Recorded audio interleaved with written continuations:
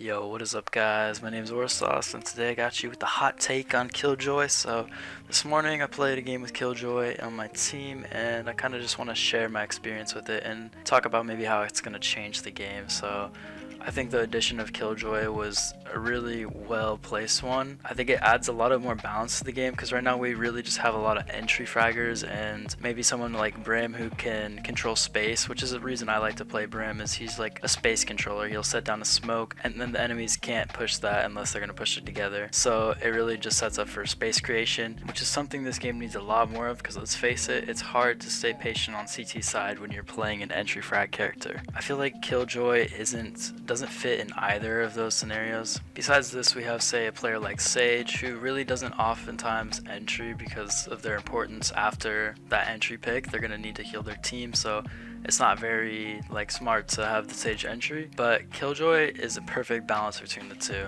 While you can dedicate her to be your entry fragger, you could also choose to have her bait out utility much like Cypher would with his Cypher camp with that turret. So if you place the turret, it's going to be detecting the enemies, which is a huge cue for where an enemy player is. Considering they're only going to be playing like 2 players on one side at a time, it's a lot of information to know where even one of those players is. So say you place down the turret, you now know where one person is, and then you have 2 mollies besides that can clear positions. And these aren't just mollies that detonate when they hit the floor. These are much like the Cypher traps that you have to actually activate them, which adds a ton of control to it. Because say you don't want to clear the spot immediately, say you get the first pick and you're going to be clearing the site next, then you could put that molly down. You don't even have to be peeking the angle, and you hear some footsteps, you detonate that bitch, and there you go, baby. But seriously, that is super useful when you're trying to hold the site and prevent anybody from pushing in there, playing the clock in the meantime. Now, while I'm going to be talking a little bit about her abilities, I kind of just want to focus on the comfortability that it brings to the whole team. For me, I don't think I've run a game of Valorant on even Ascent and felt as comfortable as I did doing so. So Ascent,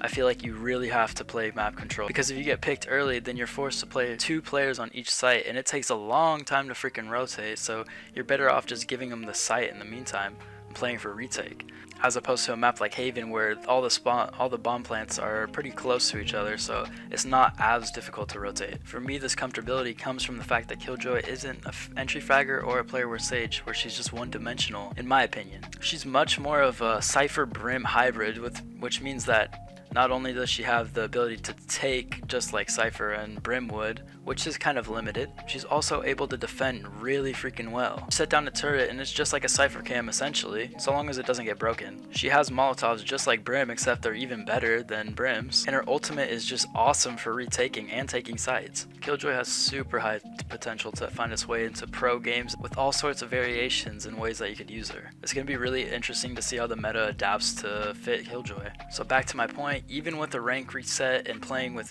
players that I know probably are in my skill range, it was really simple to be doing these things that otherwise would have been really hard if we say had a Cypher or even a Phoenix. I guess what makes Killjoy so overpowered is the fact that when a player picks Phoenix or Sage, they already know their dedicated role. Killjoy has no limits, has no role. She could be used for practically anything. The first thing that comes to mind that she really can't do is just flashbang and or use a tracking dart to spot out an opponent. One of the worst things in this game is having a Cypher on your team who thinks it's his responsibility to sit back.